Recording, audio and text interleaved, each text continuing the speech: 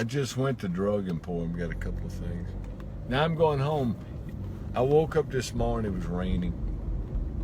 And I was watching Gunsmoke, and then it stopped, and I mowed the backyard, and it was soaked. Then it started raining again. Yeah. Then it stopped, and started raining again. Someone sent me something, a text today that was funny, about Mayberry. All the characters in the Andy Griffith Show saying how peaceful Mayberry was.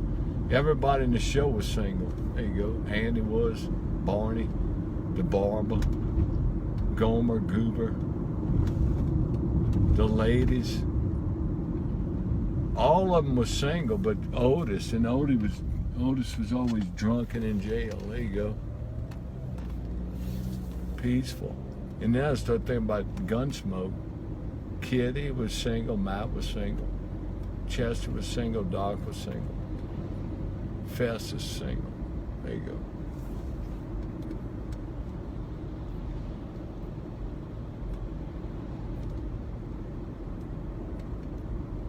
All at peace alone. Yeah. I am. It was a journey to get like that. I'll tell you that.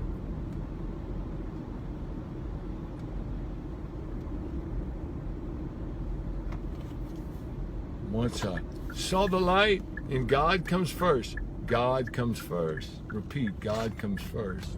Nobody's above God. Nobody's in place of God. No. Not a spouse, not a kid, not anybody. The ones that claim to follow God and Christ, that argue with that, they don't follow the word right. God comes first. Nobody's above that. Nobody. Once you get that right and all that stuff, you'll be okay. When you start putting a tree in front of a person and a cat and shit like that, have fun. Have fun.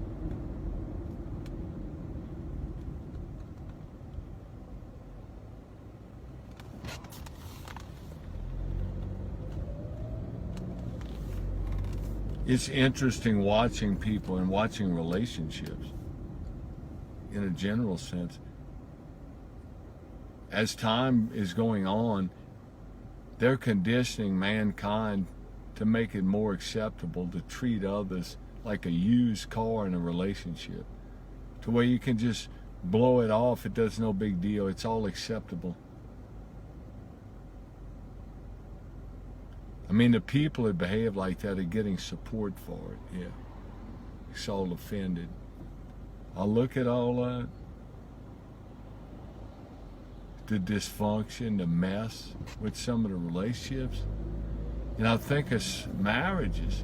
You know how many people stay in marriages because it's too much of a financial burden to get out of them? There's a lot like that, yeah. They'll just live in resentment and misery like that. Create disease internally living in that situation. Yeah, that's true. Yeah, if you live with that, you'll create something. Yeah, you think that don't go somewhere when you feel like that and you live in that? Oh, it's gonna have an effect. I'm glad I ain't in that shit. No. Oh, it'd be nice. It'd be nice to spend time with someone that was wonderful. Yes, it would.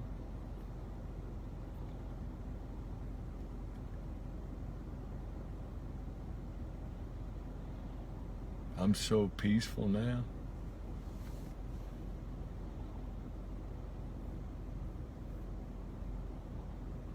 Think about how long I've been alone now, after being with someone 19 years. And there was some other brief relationships in there, but that's the main one. Since then, I've basically almost been like a priest. There you go, close.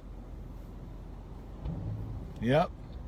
The more I see, the more it reinforces me to stay like I am. That's right. Isn't that a howdy do? Hey.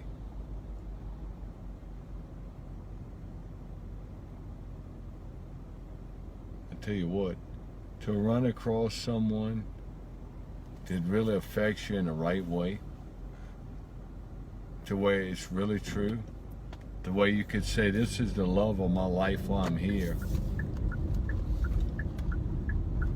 And then them be that way too. The odds of that, it's not a lot of odds. Not really. I'm a realist. Hey, you hear these people that'll see one say, I knew I was going to be married to that person from the minute I saw him. And I believe that. I actually believe certain people are blessed that way. I know a few people that have relationships that are really, really good in communication and everything, that have had children and stuff. I don't know lots, but I know a few. It's not an easy thing. It's not like the globe you shake up and look at the snow globe, or going into the sunset. That Walt Disney brainwashed image, just right off into the sunset. No, that ain't how it is. No, that's just an image that don't exist. It's the way it is.